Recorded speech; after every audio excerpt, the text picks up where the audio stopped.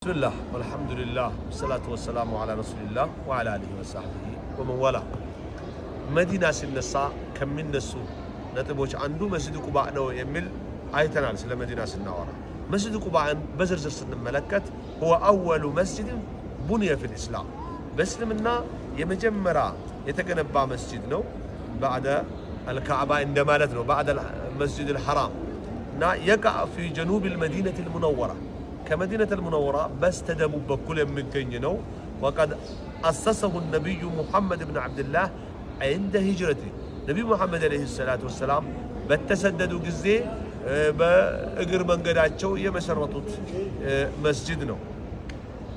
نا يه مسجد سوست كم يبالو مسجدوش سوستنياو مسجدنا مسجد الحرام مسجد النبوي مسجد قباء تبلو يتجلسنا يمتاوق بزيه يمجلس مسجد نو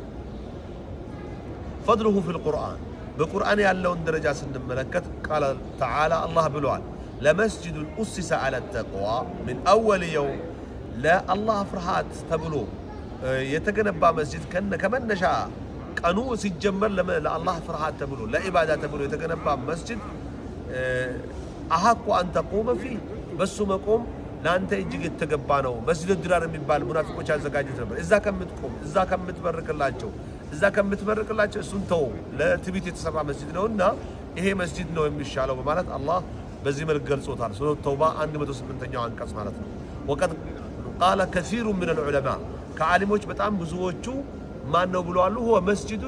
مسجد قباء مسجد قباء ነው እሱን لمسجد أسس على التقوى من أول يوم أحق أن تقوم فيه يتبالو مسجد قباء ነው ብለው ያረጋግጣሉ ማለት ነው ቦታ ካላቸው